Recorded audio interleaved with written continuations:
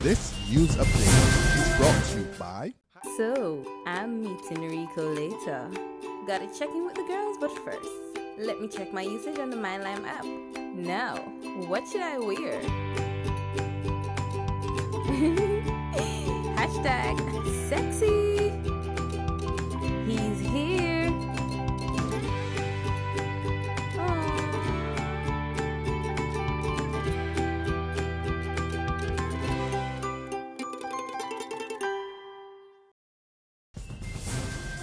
Welcome to the Barbados Today Evening Update for Thursday, April 9th. Thanks for joining us. I'm Frenella Wedderburn. We begin with an appeal from sugar officials for more police and army patrols of cane fields around the island. It comes from head of the Barbados Agricultural Management Company as the harvest moves into high gear and concerns that any fires this year can further set back the industry. BAMC's General Manager Leslie Paris says the sector recorded a substantial number of cane fires last year, which it can ill afford at this time. Cane fires last year were significant. However, to date, and I'm hoping it continues, we have not had any significant reports of fires. And how would fires impact cane that you're already down?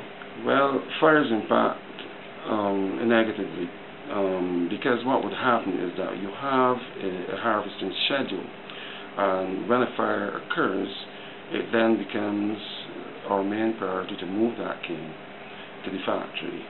So if you have a schedule, and then that schedule is disrupted by way of fire to a particular ground or field, then that could throw your schedule off a bit. Paris is, however, satisfied that Port Vale, the lone factory currently operating, is now in a position to handle any major challenges. What we'll endeavour to do this year is to start that process a lot earlier, so that if there's any remedial action required, that we'll be able to take it as quickly as possible. But at the moment, given the level of production, we are looking at approximately 140,000 tonne of cane being delivered to Portville, from which we expect to generate 12,000 tonnes of sugar. We do not expect that level of delivery to severely stress the factory based on the performance so far. Unreasonable and unfair. That's how haulers and truck drivers are describing the soon-to-be implemented $25 tipping fee on every ton of garbage. The new fee, which was delayed by 1 month, will go into effect on May 1 for garbage dumped at the SBRC Refuse Recycle facility at Vaucluse St. Thomas. During a consultation with key stakeholders on the issue at the Lloyd Erskine Sandiford Center last night, those who will be most affected were highly critical of the move, including Dave Hines of Hines Transport. I think that this whole system, where you are saying that this is it, this is the way, the only way, I think that that needs to be revisited, because I cannot see myself and a lot of these other businesses giving their truck drivers $5,000 a day in tickets to operate. How am I going to pass this on to the lady or the gentleman that I'm moving stuff for? You understand? That's all I want to know. How will they pass it on? Because first thing first, I in charge of freight. I can't tell how much the truck can carry from this body house. So when they get there and they write it up, what you do, charge the bill first and then go? How will they work it? But Permanent Secretary in the Ministry of Environment and Drainage, Edison Allen, urged the small business owners to work with government on the issue. For your corporation, the system is not going to work. At the very start, the moderator, she mentioned some of the negative impacts if these things you do not get the actual corporation. So from the ministry, we're urging you, because as Mr. Ricky Marshall said, there is a cost. Because when you check out, like currently the SBRC cost, the government is something like $21 million. Out of that, 66% is being taken from the private sector. And that cost has to be tackled. And that is why the tipping fee is being introduced in order to help pay for the cost of the disposal of this garbage. Prime Minister Frondell Stewart was locked behind closed doors with his CARICOM colleagues and U.S. President Barack Obama discussing critical issues during today's one-day summit in Jamaica. But just before heading into the talks, President Obama assured the region that Washington will be looking for deeper collaboration in a number of areas, especially energy.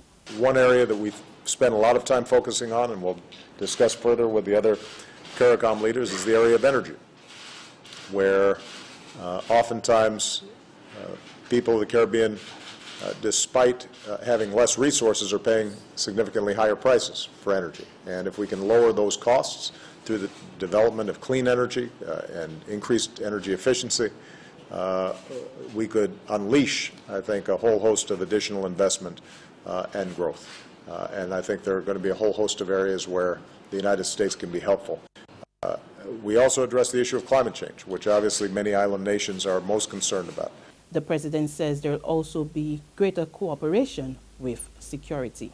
Jamaica historically has had a very capable security effort, but strains are being placed on Jamaica, just like is true across the Caribbean, as the transnational drug trade continues to make moves to try to expand its reach, or where it feels displaced from other areas. And so strengthening our cooperation, making sure that training, equipment, coordination, intelligence, that we are in sync, I think is going to be very important, and I look forward to our efforts there as well. There's regional and international news after this short break. A test of character.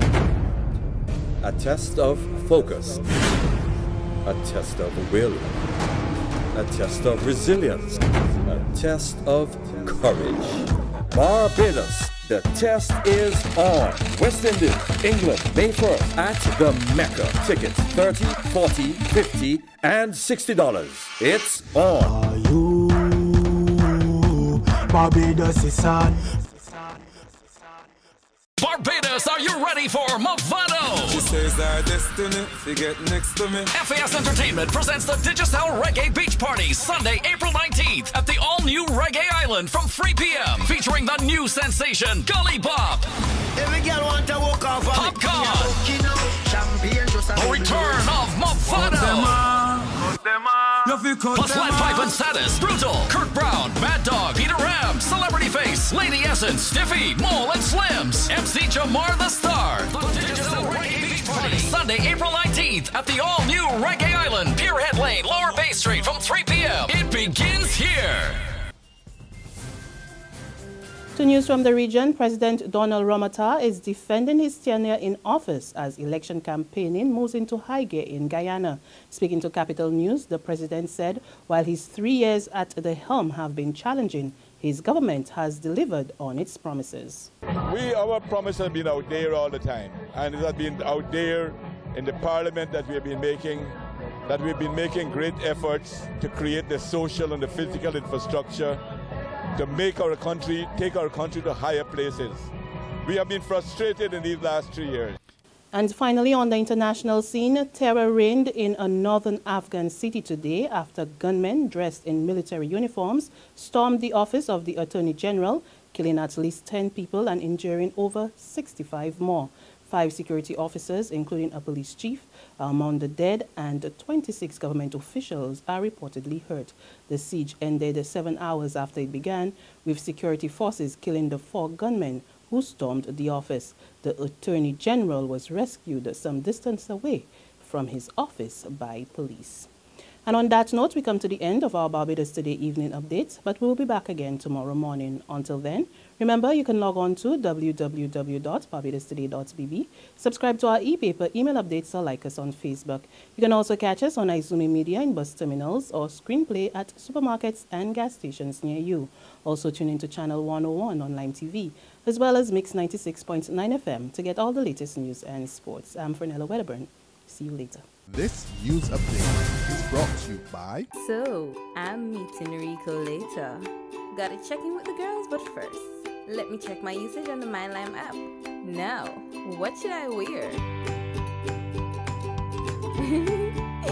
Hashtag sexy.